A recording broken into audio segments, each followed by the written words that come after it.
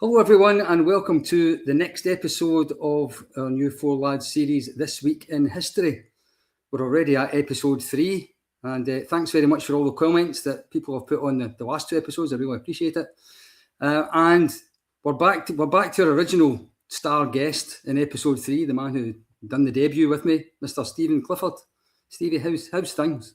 Yeah, David, look, what a pleasure it is to be back on. I had a really good time on the first episode and I learned a lot. I actually sat and passed it on about the European strip thing and about the cup final, the first goal scorer not being known of our first ever winning cup final. So yeah, thank you. It was very educational and I thoroughly enjoyed it. So I'm looking forward to today's podcast, and thanks again for having me on. My pleasure. It's your podcast, pal. Yeah, well, we'll try and be educational as well as bring back memories because we're going to cover quite a large part of Rangers history as usual. So the last episode stopped at May the 27th. So needless to say, we're going to start on May the 28th, and May the 28th is actually a momentous day in football history in Glasgow, never mind football history for Rangers. May the 28th, 1888. So because I've said the year, can you guess what this is? I should imagine it's maybe the first time that we played Celtic, or it's their birth or whatever. Oh, I wouldn't have their birth on this podcast. It is absolutely the first ever time that Rangers played Celtic. May the 28th, 1888. I'll give you a little bit of background to it. So Celtic had just been formed towards the end of 1887. In May 1888, they already had a stadium, a ground of their own, which was bigger than the Ibrox that Rangers played in, the first Ibrox. Rangers actually took 15 years to get a stadium of their own, but Celtic had one before they even had a team. There was so much money behind them in local businesses that they then poached players from all over the place. But all the players were Roman Catholic. Although they didn't continue with that trend for long. Their initial games were all, there was only the one religion in their team. So May the 28th, 1888 was actually the second game played at Parkhead, the first Parkhead. The original Parkhead was just behind what we call the Rangers End. At the current Parkhead, it was just behind it. The first game, actually, Celtic didn't have a team to play in it. So the ground was actually opened by Hibs, who were the premier Catholic team of the country at that time, and they were the Scottish Cup holders. They'd won the Scottish Cup for the first time. And when Hibs won the Scottish Cup in 1887, they held a big dinner in the East End of Glasgow because there was a big Irish Catholic immigrant community there. And at that dinner was Brother Wilfred, amongst others.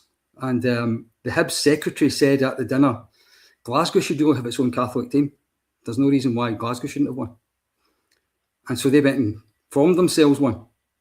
And Hibs played the first game against a team that doesn't exist anymore, a team called Cowlayers. And the second game at Parkhead, by then Celtic had a team. And their team consisted of 11 guest players because they didn't have any players of their own at that time. Football was entirely amateur. There was no professional football then. So they could go and guest players whenever you wanted to. So they had 11 players. And who did they want as their first opposition? They wanted, obviously, the most glamorous opposition they could get. And who did they pick? They invited Rangers. The Rangers were an established team, although they hadn't been particularly successful at that point in time. But Rangers thinking this is just a little scratch side, we'll just send the reserves. We'll send the boys and we'll send the players that don't usually play.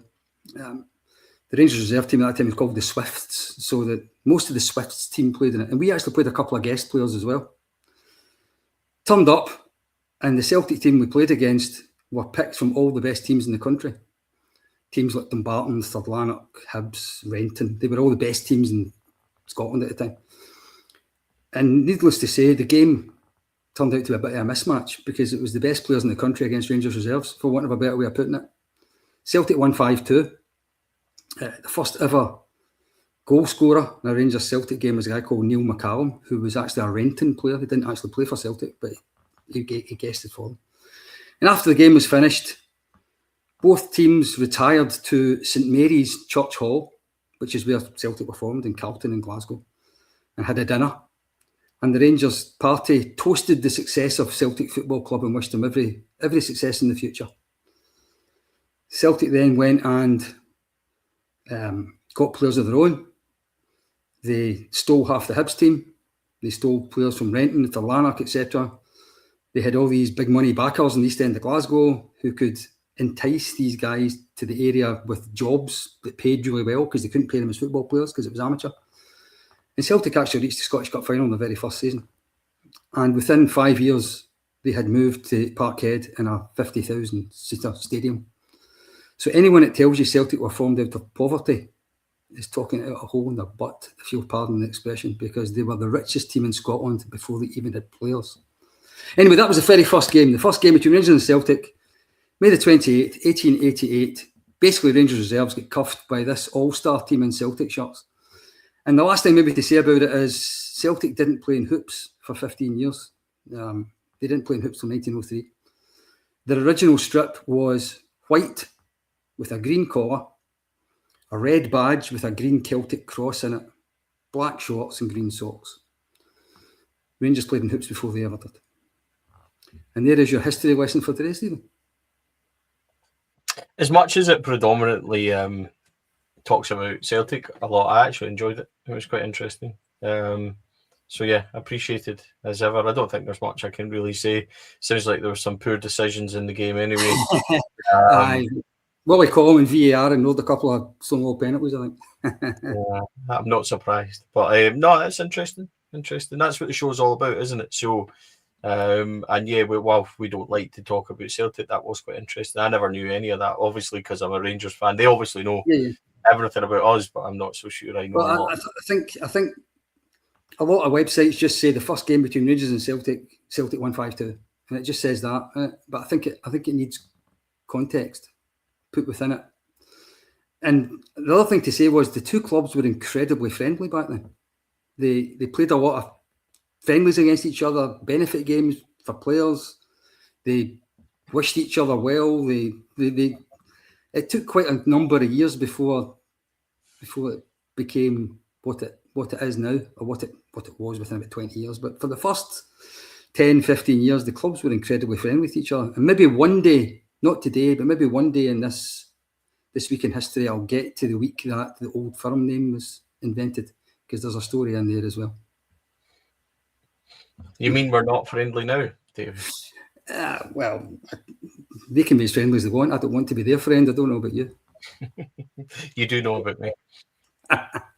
Anyway, so May 28, 1888, the first ever game between Rangers and we can pretend all we like, but a lot of the history of Rangers history and a lot of Celtic history is intertwined with each other, because so many big games are between each other, so many rivalries, so many, if you beat them, then you win it. If they beat us, then they win it. All that kind of stuff. So you can't really avoid talking about them occasionally in a Rangers history programme, unfortunately, even though I'd love to.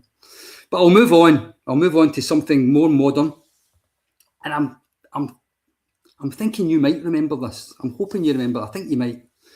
May the 29th. Rangers have actually won the treble twice on May the 29th.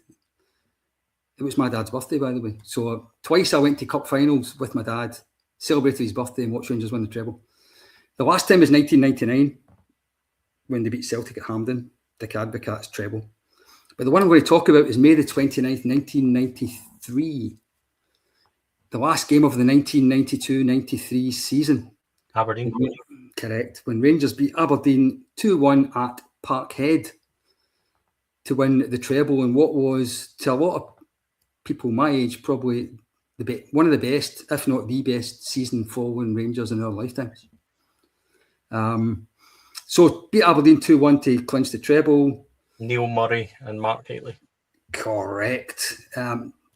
Okay, I'll let you tell me the team. I'll let you tell me because I don't think I can do the team, but I would have an educational guess. I think you get most of them. Gorham. Yep. David Robertson played at left back because I'm sure he played the ball through for Hateley's goal. Neil Murray would have been, well, in fact, Stuart McCall maybe number 2. And then I would have said it was Gough and Brown in the middle. Mm-hmm. Midfield, Ian Ferguson, Neil Murray, Trevor Stephen maybe? Nope, you missed a defender. Mr. Defender, right? Okay. You said Stuart McCall. You said Stuart McCall number 2, but he really played in midfield, so there was another. Did Gary Stevens play, or Dave McPherson? Dave McPherson, that's the man. Dave McPherson at right back, it would have been right. Okay, so it would have been McCall, Ian Ferguson, and Neil Murray. And then it would be Murray on the right. Aye. So Mikhailichenko maybe on the left. The other known Scot that played a lot that season. The other known Scot that played a lot that season would have been Hateley. Left winger.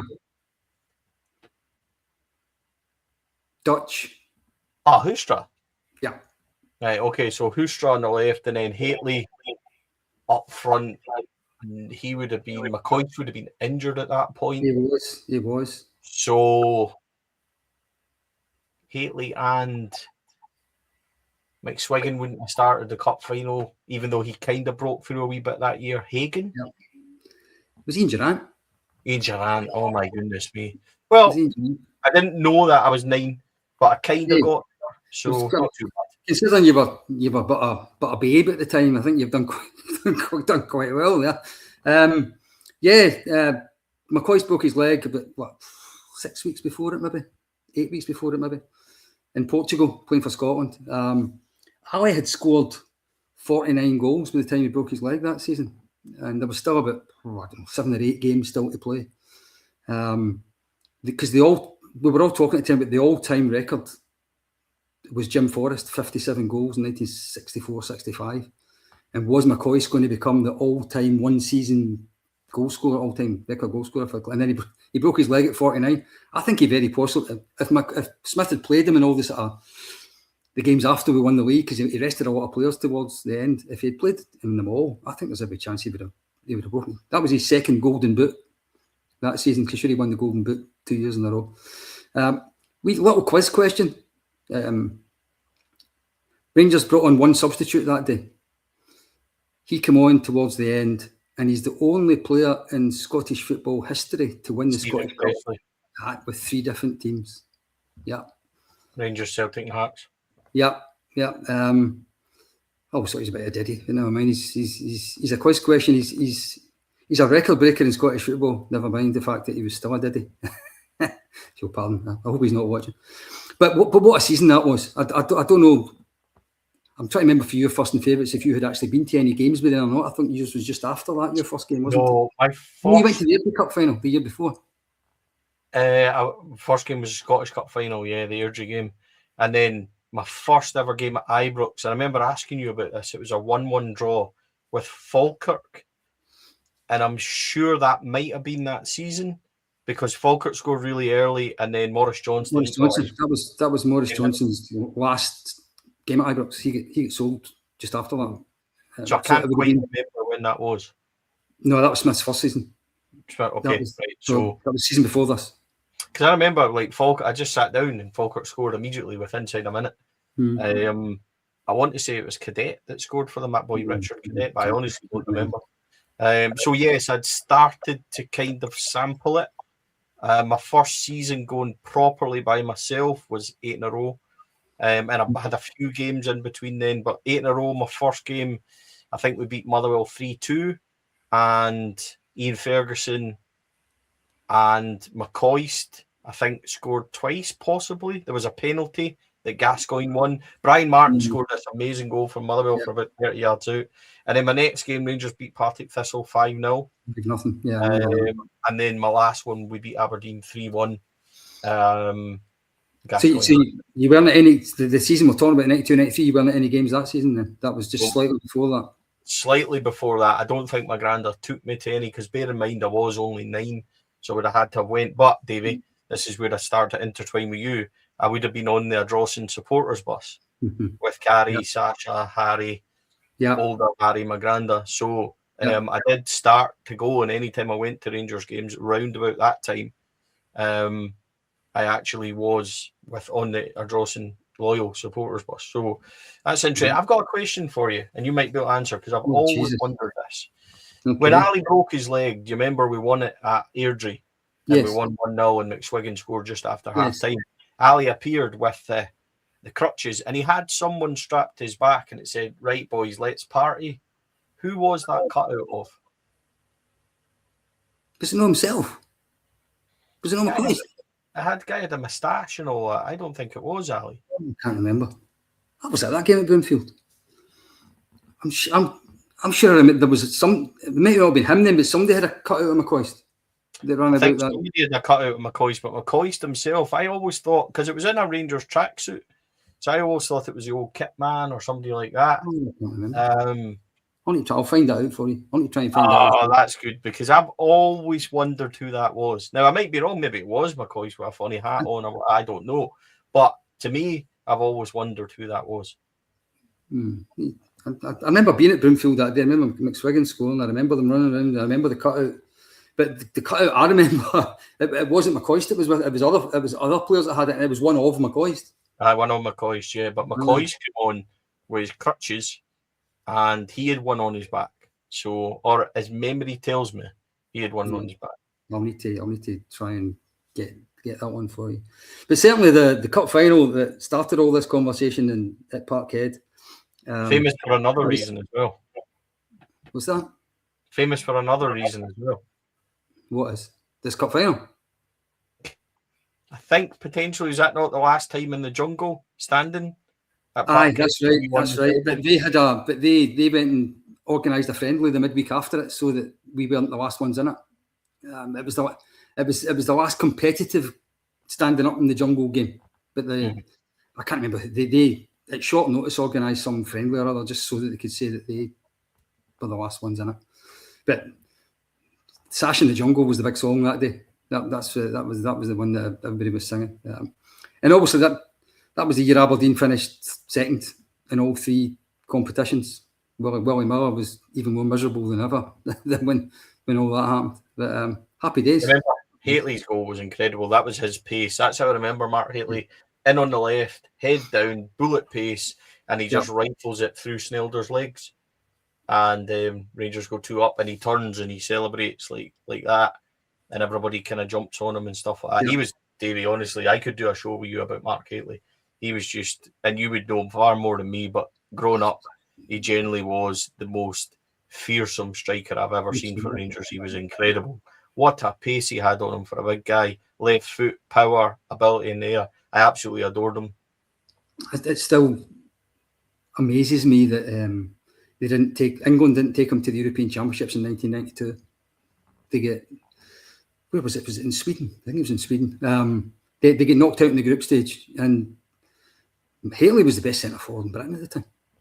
Of that kind of centre forward, he was unplayable. It was just before Shearer kind of became the England centre forward. Haley, it was because he played in Scotland. It's just a nonsense, but he was. Yeah, fearsome's probably the word for him. But he could do everything. He was good in the ground, he was good in the air, he was strong, he was quick. He'd absolutely everything. I loved him. Obviously, I would still take Derek Johnson ahead of him simply because of my age, but there's certainly not been as good a centre forward at Rangers since Mark Hateley. That's for certain.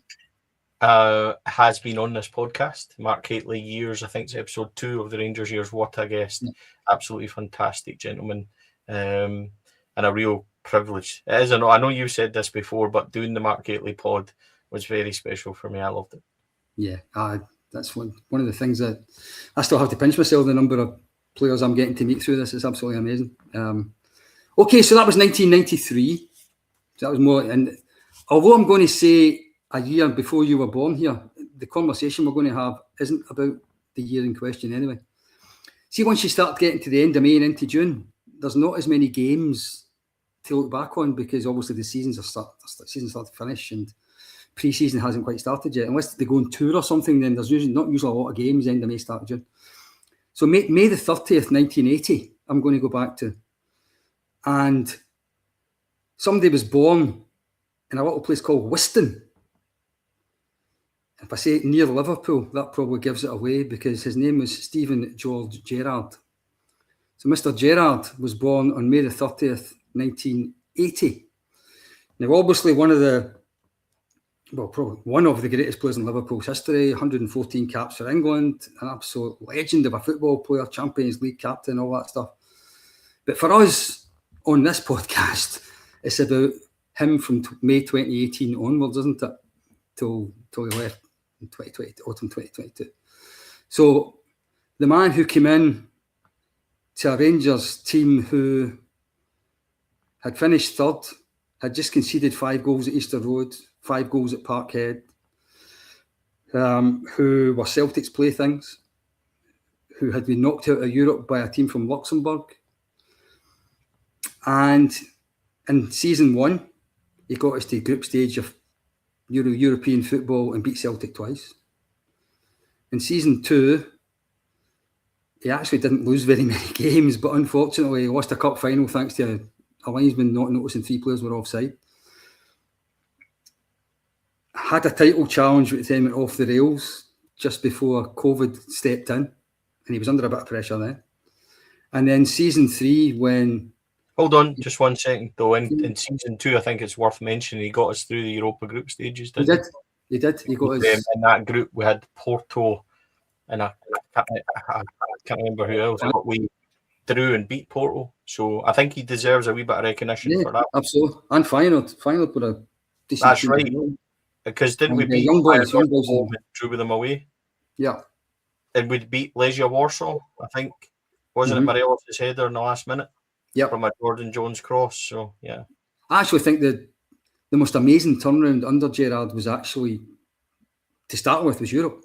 It was, not only was it results-wise, but it was just the way we played against teams. We actually set up away from home, for example, to try and win games, which I hadn't seen for years and years and years. Even good Rangers teams used to go abroad and just put the barricades up and then try and not concede. I thought it was obviously the way he was brought up at Liverpool, because Liverpool thought they could go everywhere and win. And I think he just tried to do exactly the same thing. It was so impressive. And then, as I say, we get to season 3, and season 3 he delivered a league season which was beyond the dreams of anyone before it started. You could argue he should have won both cups, and I think there is an argument in there that we didn't win as many trophies as we should have done under his management. But from Celtic's playthings, his last 7 games against Celtic, 6 wins and a draw. He owned them by the time he left, and we were top of the league again anyway. And he was a squad that reached a European final. So how will history, do you think, remember, assuming he doesn't come back, because you never know these things, assuming he doesn't come back, how will history remember Steven Gerrard, the Rangers manager, do you think? It's been a very successful one. History will be kind to him, and it should be. Was it great? No. But when you consider where we came from and the standards that he built, as you said at the point when he left, he had a squad that reached the European final. We had leaders of men throughout that squad. When you look at Alan McGregor, Connor Goldson, James Tavernier, Borna Barisic, who wasn't as a leader as such, but still a phenomenal left back. Midfield, Davis, Kamara, Ryan Jack, all leaders.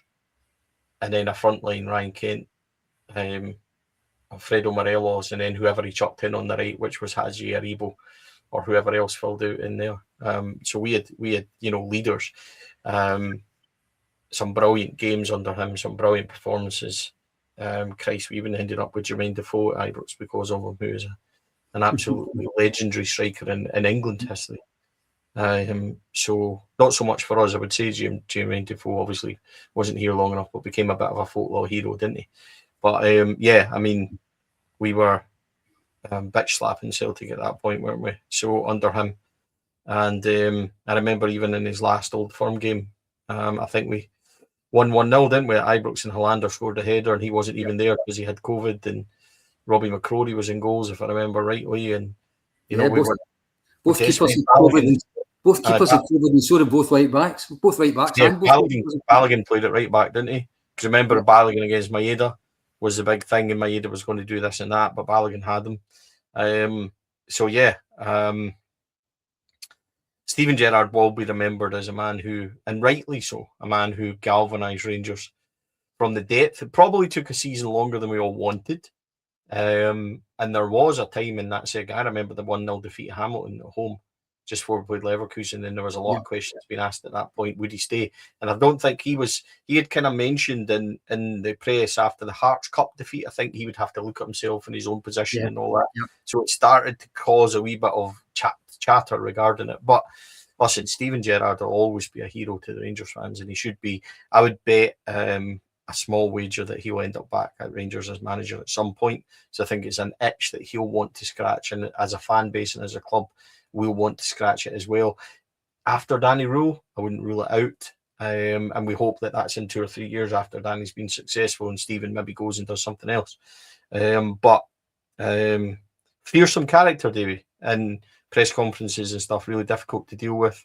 Not rude, but would be confrontational if you asked him the wrong thing. But off camera, just the nicest guy. A couple of photos with him. Huge respect for him as a player, and as what he'd done for Rangers. The biggest disappointment, I think, was in true Rangers style how we quickly undone all the standards that he'd set, and within a year had kind of dropped it back down. And I think that was part of the want of Michael Beale. I really wanted Michael Beale because I thought he would just replicate, hopefully, what Steven Gerrard did, and it just didn't work, did it?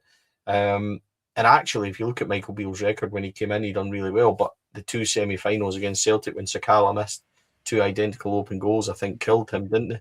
So, Steven Gerrard, nothing but respect for him. Was he perfect? No, because he should have won those cups and 1 in 9 and throw whatever at him. But we know the situation. Christ, I was at Parkhead the day that they beat us 5-0, I think, to win their 7th title. And I stood in that away end. I stood to the end. And that team, I think it was Russell Martin, and that was a time where Marty was greeting because he couldn't continue, and we had to get Jimmy Nicholl in, and God, all that nonsense. And I just remember standing there, and at that point we knew Stephen was coming, and thinking, what a job he's got on. And he immediately went to work visiting Connor Goldson at his house, first up Connor Goldson, and he just off he went. And Griggsy, Scott Arfield, who was such a massive part of everything, should be remembered as a very good Rangers manager. Should have achieved more, but for what the context of everything, a very good Rangers manager. I can't disagree with any of that. I just wonder, is his name going to continue to get mentioned for as long as we're not winning? If Danny Rule is successful like we want him to be, I just don't know if when Rule leaves that there'll be as big an itch from the support to get him. He might still want it. But I think for as long as we are unsuccessful, and especially when we continually talk about standards and leadership and all that sort of stuff, the one thing that he had in absolute bucketfuls was this aura about him. this one of these guys, I hate comparing MD to Walter Smith, but when Walter Smith used to walk into a room, he had the attention of the room straight away. He had the respect of the room straight away just because of who he was. And Gerrard was kind of like that for me. I'm not saying he had the same success. I'm not saying he was as good a manager. I'm not saying any of that stuff. But he had such a presence about him that I think maybe it's an age thing for me, but all Rangers managers when I was a wee boy, that was the first thing they had, was this presence. Wally Waddle, Jock Wallace, John Gregg, all these kind of guys. Souness, Walter, they just all seem to have it one after the other. And it seemed to me we kind of lost that a bit, and then he just brought it back in bucketfuls. And like you, I suspect that he will be one of these men who gets the honour of being the Rangers manager twice. I just don't know when it's going to be. So, Steven Gerrard, 1980. So when I said 1980, you were expecting something ancient, but it was actually something very modern. But we'll go to the last day in May. And this is one you definitely remember. Definitely. May the 31st, 2009. Walter Smith wins his 5th and final Scottish Cup as a manager. Rangers complete the league and cup double by beating Falkirk 1-0 at an incredibly sunny Hampden.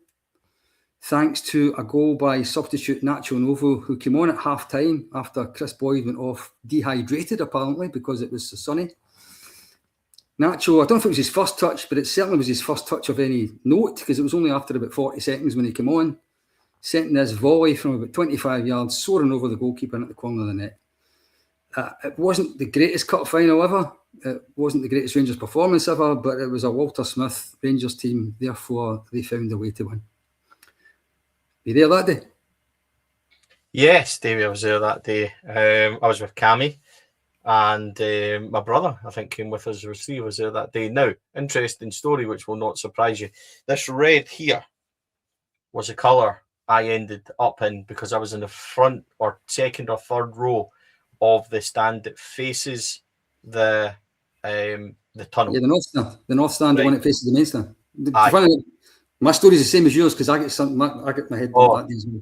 So went for one pint. Was it Rab Ralston that was with us? It might have been me, Rab, and Cammy. Went for one pint after, and I was like, boys, I'm away home. I feel awful. And not a great game. It's funny talking to Boydie about that. He laughs and he's like, you try running about in that heat and being 18 stone. And he still, he takes a piss out of himself. But, not much of a game. Nacho's goal was unbelievable. I think Falkirk might have had quite a lot of the game and a lot of chances, actually. I can't quite remember how it went. I know the Dundee one, where we beat them 1-0 and Amo scored his last goal. Dundee were all over us and Novo missed lots of chances. And I sometimes get those kind of things mixed up in my head.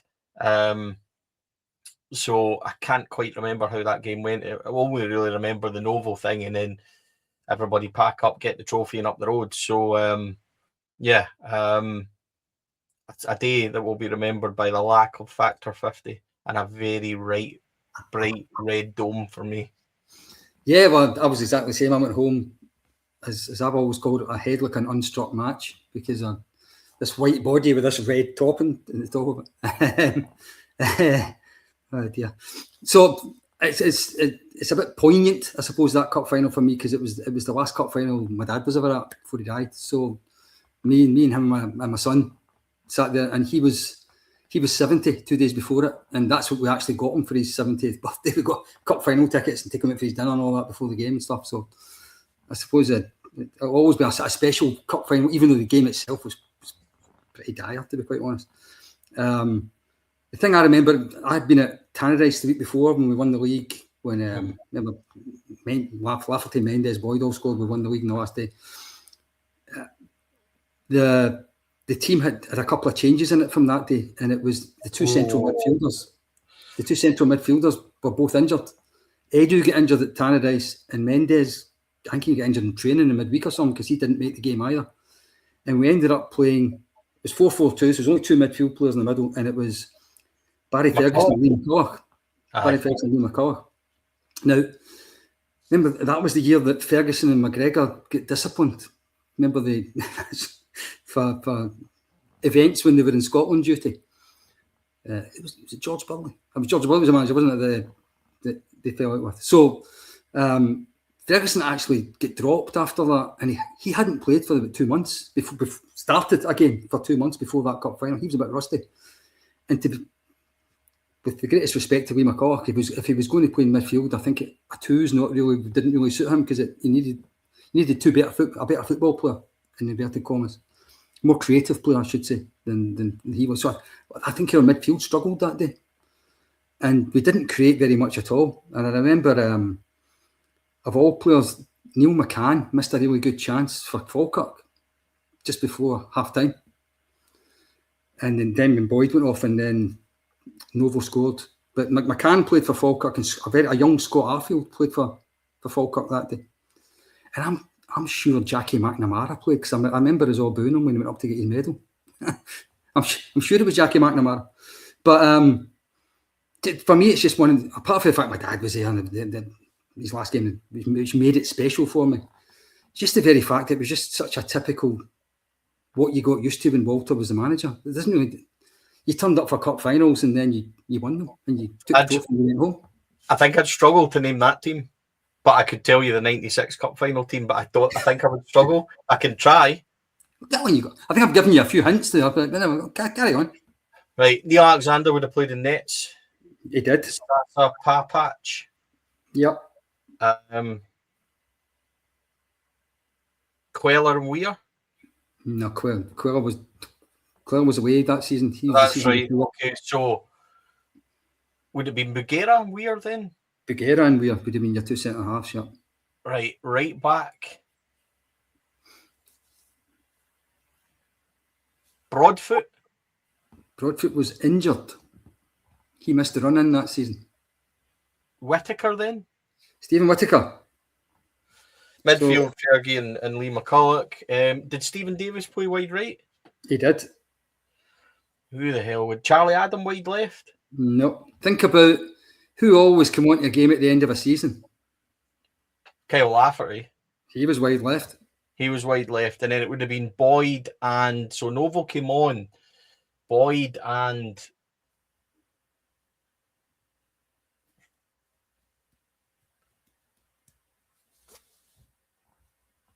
Miller didn't come to the year after. No. Miller signed the summer before. It was Kenny Miller. Oh, was it Kenny Miller? It was Kenny Miller, yeah. Right, here we go. Actually got the lot. Did Kenny Miller go through in the first half and miss a chance or something? Something in my head reminds me he must have, it was almost like he went too far left, rounded the goalie and couldn't get back. Very possibly. I can't remember. I need to go back and look at it now that I said Kenny Miller. See, I get mixed up because I can tell you the 9 in a row stuff, no bother at all. But that era, I was pissed quite a lot, David. Although I wasn't that day because of the old matchstick, but yeah. Aye, that's not a great recollection of the team, but there we go. Yeah, well, I think you were mixing up a little bit maybe with the cup final the year before. Because the cup final the year before against Queen of the South was the one that Queller played in. It was the one that they were all singing about. They didn't want Kenny Miller at it. Because there was all the stories that he was about to sign. But that's what happens when you reach so many cup finals underwater. They all start to merge into one another because there was so many. Kenny Miller up your arse was that was the one for the year before. Yep. Yeah. And the guy we talked about earlier on, the link between these two cup finals, apart from Walter Smith, was Stephen Presley was on the bench for Rangers in 1993, and Stephen Presley was on the bench for Falkirk in 2009. So the bugger could have had 4 different league. If they had won that game, he could have had 4 different winners' medals with different teams. Anyway, so that was May the 31st, 2009. The double under Walter, and we didn't win the cup again until 2022. So we had to enjoy that one quite a bit. So we're now into June, and as I think I mentioned, we start to struggle to actually talk about games when you get to June because there's very, very few tournaments have ever run into June. So I'm going to. It's actually a player that you've mentioned already in this pod, but June the 1st, 2022. So this is very recent as far as this programme is concerned. A surprise. We woke up to surprise headlines that day. Because after letting his contract run down and after everyone expecting him to leave after the Scottish Cup final, Connor Goldson signed a new 4-year contract with Rangers just after he had played in the Europa League final and played in the Scottish Cup final.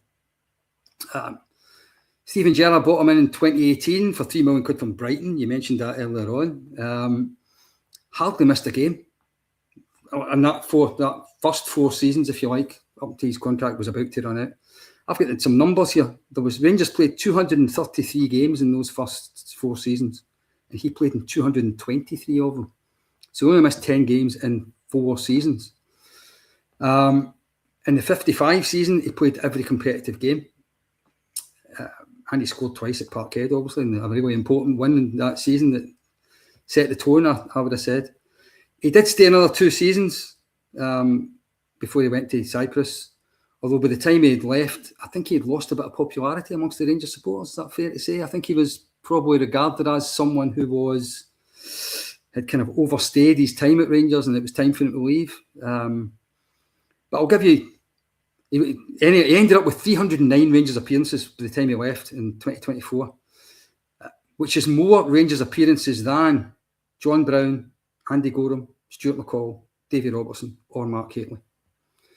all those 9 in a row stalwarts, he played more games for Rangers than any of them. So how should history remember Connor Goldson? Very kindly. Excellent centre half. See, pound per pound value for £3 million. And I know we took a bit of a punt on him because he obviously had his And the heart scale issues around that, and we took it. But he really was, and I firmly believe he was the rock that 55 was built around. He was absolutely terrific that season. A leader at the back. And yeah, he did fade, right? He did fade a wee bit, but always available. I think here's the issue. I think Goldson and Tav maybe stayed a couple of years too long. And we started to say, or the voices of the fans started to say, is Goldson suffering? Is Goldson making Tav suffer, or is Tav suffering because of Goldson? But Goldson covered for Tav quite a lot on that right-hand side. And I think, Goldson and Hollander, and then when he swapped it to Goldson and Balogun, they were terrifically solid. I think Goldson, genuinely, history should be kind to him. He's obviously, I don't think it's fair that he's classed as a legend or anything, but I would say that Connor Goldson was an excellent centre-back for Rangers and deserves to look back on his time at the club fondly. And why I liked him so much as well was Connor Goldson is exactly what we don't have now. See, when we conceded a goal, he shouted his head off. And he always blamed everybody else, even when it was his fault, by the way. And he did get done. He could never handle Miovski. Miovski used to tear him apart all the time. He could never handle him. And which is funny because we've now got Bojan Miovski, and you wonder where that Bojan Miovski is. But Connor Goldson was a guy I really liked. Very pleasant guy to deal with. I think in the end, it was probably soured. He was pushed out, I think, but it was the right thing or the right time to do it. Thoroughly good centre-back for Rangers Football Club. Yeah, I think you've used the expression I was going to use. I think he was what Gerrard built everything around. I think he was the centre of what he built. It was a little bit sad for me the way it ended with him. I do think he deserves maybe. Yeah, it's maybe the right word. I think he maybe deserved to go out with his head held a wee bit higher than he did, because it felt to me as if he'd get kind of smuggled out the door without any sort of goodbye and away to Cyprus just to get him off the wage bill kind of thing. But I thought for especially those first 4 years, he was our best centre half since Stevie Ware. For me, I won't say I don't know how many really good centre halves are in between them when I think about it, but I thought he was excellent. And the bit that I think ever since, the number of how many centre halves play 55 games a season, each season for about 5 years in a row. I mean, you just don't see it happening. How many centre backs have we ever had because they want to do that? So I would say about Connor Goldson, I'm going to laugh. I'm slightly deviating. He was shite at corners, man. See, we used to get them when he had the opportunity to head and score. Now we've got Fernandez and that, who's pretty decent, and you're used to. Connor Goldson, man, it was like 50p everywhere. And people, I know what people saying are going to watch this should have cut out the goal at UEFA Cup or the Europa League final, and they're going to pounce on that. And I never like to try and lambast guys for mistakes or whatever else. And Connor Goldson made mistakes. We signed Connor Goldson for £3 million. Three. Right? We paid more for Manny Fernandez. We could pay more for Giga. And they're not in Connor Goldson's ballpark. We paid more for Ben Davis. Exactly. So I think pound for pound, Connor Goldson's entitled to have the respect of the Rangers support, and I think he should have it. And we can laugh and joke, yeah, he made mistakes. He wasn't infallible. He was shite at headers. Although I did like his wee toe poke at Parkhead for a second through our old friend Shane Duffy. But yeah, as I said, somebody should be looked upon, in my opinion only, which means not a lot, as being an excellent centre half for Rangers and somebody that gave us a huge value for money. Yeah, I agree. And I'm sure we will get comments that you're talking about, but yeah, 23 goals he scored. That's not too bad for a centre half over 6 seasons. I mean, it's not great, but it's not bad. I bet he would tell me if my header criticism was wrong as well. Listen, I might reach out and see if Connor wants to come on and talk on the pod. That would be quite interesting. The header at Kilmarnock in the last minute in the first day of the season, I remember. Aye. Really good header, that James Tavernier corner. Bullet header. Yeah. So anyway, that was June the 1st when he signed his lucrative contract after we all thought he was running it down. So I'm going to go to June the 2nd. I done Stephen Gerrard's birthday earlier on. I'm going to do another birthday, and this is one of my favourite players, I must admit. June the 2nd, 1964, so he's only a year younger than me. Mark Walters was born on June the 2nd, 1964 in Birmingham. He joined Rangers on Hogmanay, back in the days before transfer windows were invented, so you could buy players anytime. We were going to Celtic Park at New Year, and Mr. Souness decided that he needed a winger for Celtic Park, so he went out and splashed £500,000 on this England under-21 Mark Walters, who was the first black Rangers player Andy could remember. I think there was a black player in the 30s, but he was the first one that Andy could ever remember. And he was subjected to the most horrendous racist abuse at Parkhead on his debut. Absolutely. It defies belief these days. If any younger person watches that game and sees what he was subjected to, they wouldn't believe that it was allowed. They honestly wouldn't.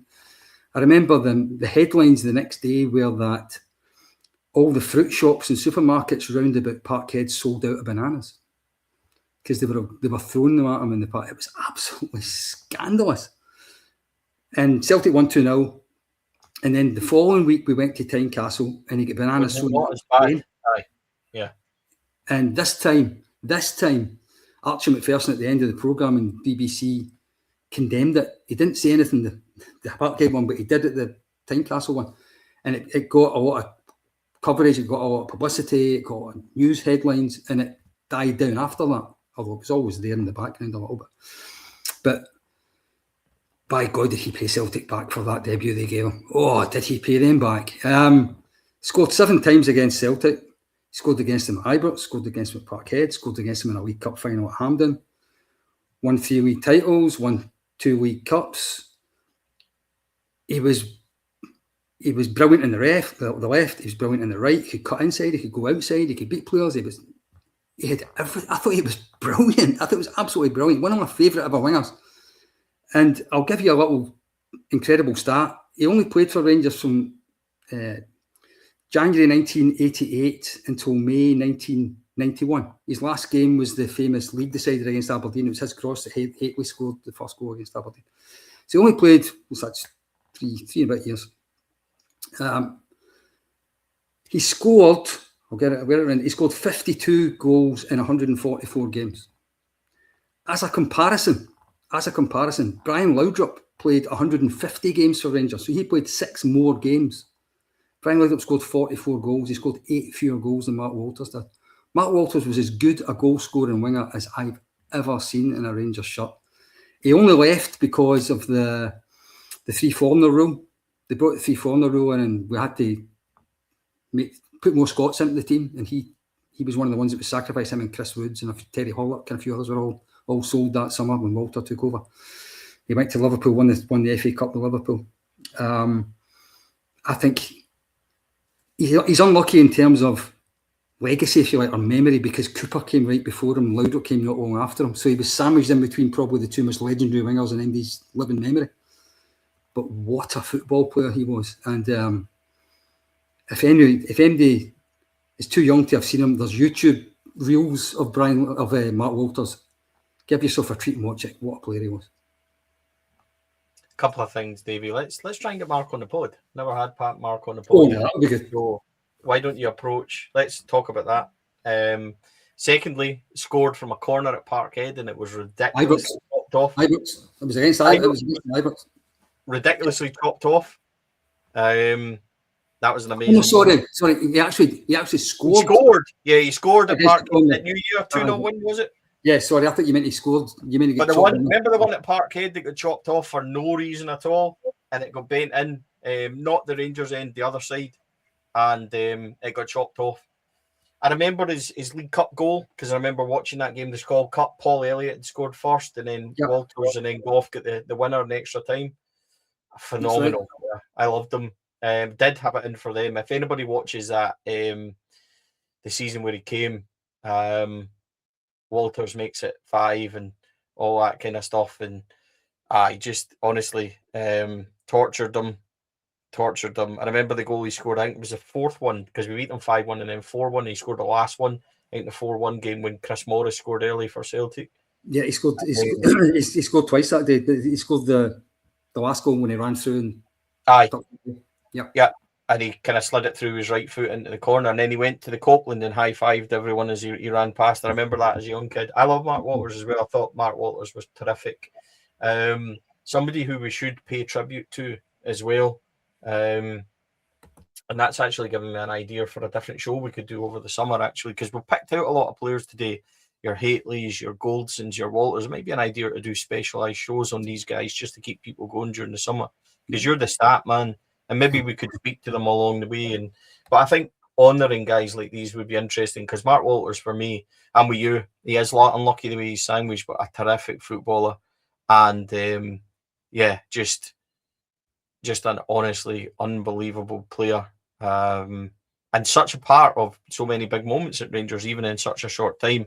As you say, the man that crossed it for Hateley for that iconic Hateley header. What a cross that was. He was slipping at the time against Stephen Wright, and whips it in, and Hateley finishes. But yeah, that was some player. Really nice one. That made me smile. I really like Mark Walters. The 5-1 game in 1988, for anyone who's old enough to have been at that 5-1 game, that was one of the most special days ever as a Rangers fan. They had just won the double, and we absolutely destroyed them at Ibrox that day. Walters was outstanding, absolutely outstanding. Kevin Drinkle scored a header for one of his crosses, and then he scored the fifth one. And and I think that's a great idea, getting him in the pod. If that was possible, I'd love to talk to him, because he was special. He got the club as well. The last thing I'll say about him is that he wasn't just a great player, skillful, etc. He had a bit of dig about him. He had a bit of devilment in him. Back then, fullbacks could kick him up. Remember Walter Kidd at Hearts used to kick him up and down the place. He would give it back. He wasn't one of these ones that went hiding if go and get tough. He was a man you'd have in the trenches with you as well, as being a fantastic football player. I'm just laughing because he tortured Rogan, didn't he? Anton Rogan. Oh, yeah, absolutely. I could probably have tortured Anton Rogan, but yeah. So I'm going to finish with a bit of maybe not an unusual one, but maybe a slightly different kind of story. So I'm going back to 1980 again, June the 3rd, 1980. A Rangers transfer made history. So in 1980, I'll maybe rephrase this. Nowadays, if a player's contract expires, they can just go into any other club they want. Just go, sign up, and that's it. There's no fee or anything. Before 1980, if a player's contract expired, the club still owned the player. And he still couldn't sign for someone else without the club's permission. But in 1980, the halfway appeared between those two things. In 1980, a player at the end of his contract could sign for another club, but if the clubs couldn't agree a fee, it went to a tribunal, and a tribunal agreed the fee. And the first player in Scotland ever to go to one of these transfer tribunals was signed by Rangers on June the 3rd, 1980. It's a player called Colin McAdam, who was a big centre forward, a big up, physical centre forward, really good in the air, big physical leader of the line, a focal point centre forward. Rangers signed him from Partick Thistle on June the 3rd, 1980. He signed for Rangers. The Partick Thistle manager was Bertie Auld, the old Celtic Lisbon Lion player, who I don't think had much of a soft spot for Rangers. So because McAdam was going to sign for Rangers, he played silly buggers and he decided to set a fee of £500,000 for Colin McAdam. And to put that in context, the Scottish transfer fee for a club, any Scottish club at that time, was £210,000 for Ian Redford for Rangers. So he was basically saying Colin McAdam was worth more than double any other player that any Scottish team had ever bought, which is nonsense. John Gregg was the Rangers manager, and he obviously knew that Bertiol was at it, so he thought, I'll just do the same thing. Right? So he put in a bid of £70,000. So one team won, Partick want £500,000. Gregg says, I'll give you 70,000 for him. Clubs didn't agree, so it went to this tribunal, the first ever tribunal. And the tribunal set a fee of £165,000. And Colin McAdam was a Rangers player. I don't know if you remember Colin McAdam at all, but he was... Know the name only. He's a big shaggy pair, with a big guy, broken nose. One of these really big physical players. He's probably most famous for the fact that when he signed for Rangers, his brother was playing for Celtic. Tom McAdam played for Celtic. So when he first played for Rangers in a Rangers-Celtic game, it was at Parkhead, it was the first time ever that two brothers played in opposite sides of a Rangers-Celtic game. And Colin McAdam was centre forward and Tom McAdam was centre half, so they actually marked each other as well. They weren't just on the park; they actually were in competition with each other. But I think he played just over 100 games. He won a Scottish Cup. He won a League Cup. He scored a few goals, mostly headers.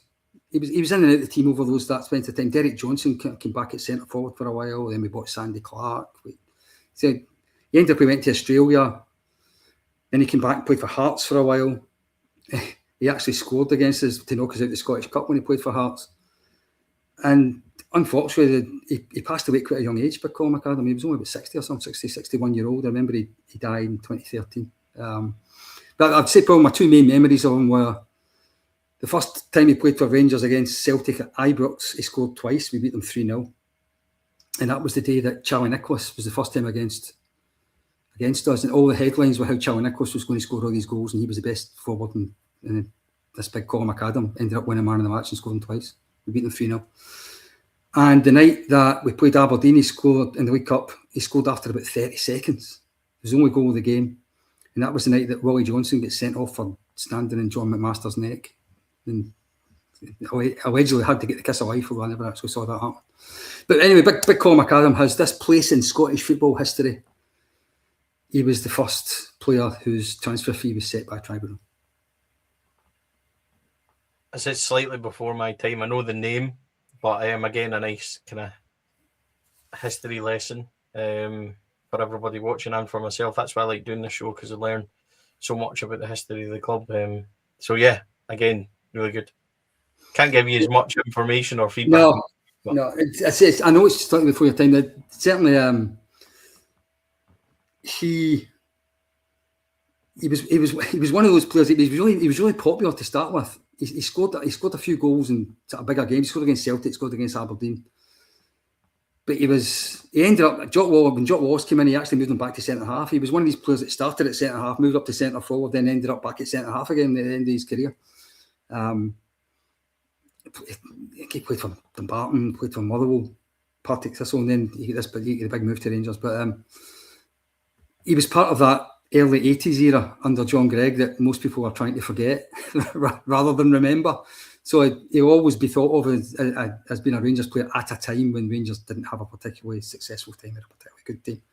But he played his part. He played his part, won a couple of medals and played 100 times for Rangers. And there's not too many can say things like that.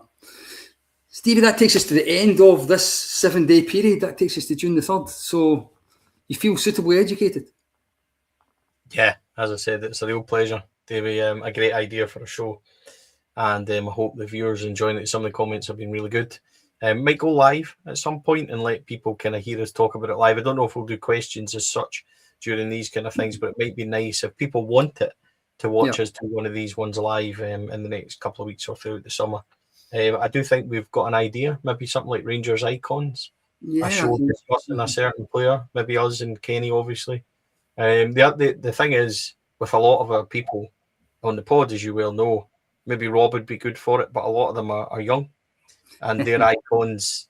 I mean, poor Andrew Gizo, he's been scarred with, as he always talks about, Sandaza, doesn't he? So there's not many, but I've got a few ideas now, which is good. Maybe people should tell us if they would be interested in a kind of Rangers icon show where we talked about like a favourite from the past. It could maybe just be half an hour or so. We go through their stats, talk about your favourite goals, talk about your favourite moments. There's so many, Davey, that we could go and decide on, and people could suggest the ones I want to hear about. So yeah, I think Rangers icons could be an idea. But yeah, listen, thank you for having me on the show. I thoroughly appreciate it, and it's a good life lesson, a good life education to do with Rangers. And I consider myself to know a wee bit, not a lot, a wee bit. There's far more educated than me, so I like doing these things and getting more information. So thank you.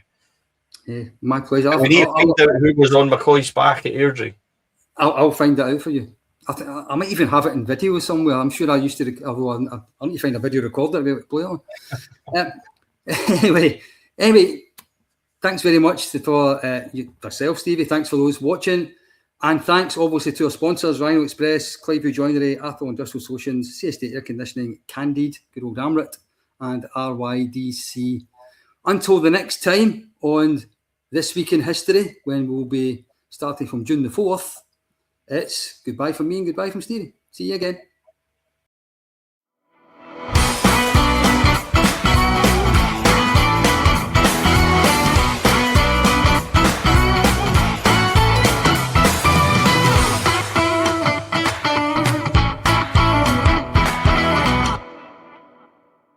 The Four Lads podcast is sponsored by Rhino Express, Clydeview Joinery, Atholl Industrial Solutions Limited, and CSD Air Conditioning, in partnership with Black Rooster and Art of Gold. Thank you for listening to or watching the podcast. We hope you enjoyed the show.